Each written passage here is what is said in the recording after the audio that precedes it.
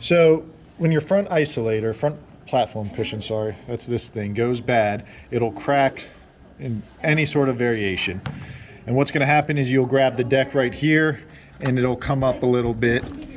So what you want to do to replace this cushion is there'll be a deck screw right here. I already took it out. But you take out this little deck screw. And then within this cushion, there's going to be two screws, one here and one here. So you remove those, and then it's probably going to be like this one cut in half. So you can kind of take pressure off, and you can often do it in its place. So you take whatever chunks are in there, make sure it's all clean. Take your new one, kind of just slide it in there. Okay.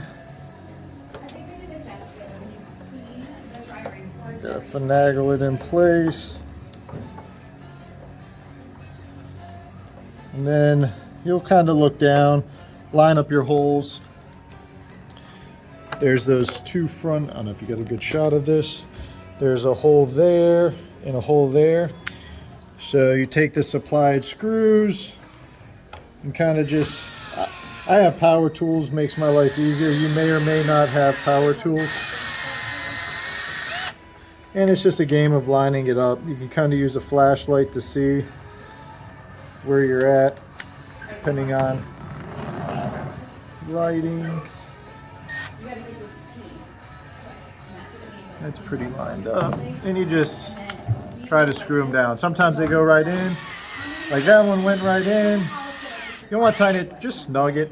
I use a drill, but I know to feather the trigger. If you got hand tools, just go until, imagine this is a hand tool, it gets snug like any other screw. There. You don't want to over tighten it because it is rubber, and you could send the metal screw all the way through the rubber and just screw up the brand new platform cushion. I know with the drill to keep it chucked down, and I feather, and then I finish hand tool style. Okay, so once you get the two screws in, easy money. Take out, and your last thing is this little screw that goes through this metal frame. I believe it's a 3/16. Remember, everything's standard, so fractions, not whole numbers. And this you just snug up. Once again, you might have hand tools. Just snug it up so you don't overdo it, because once again, you're screwing into female threads that are just set into a rubber.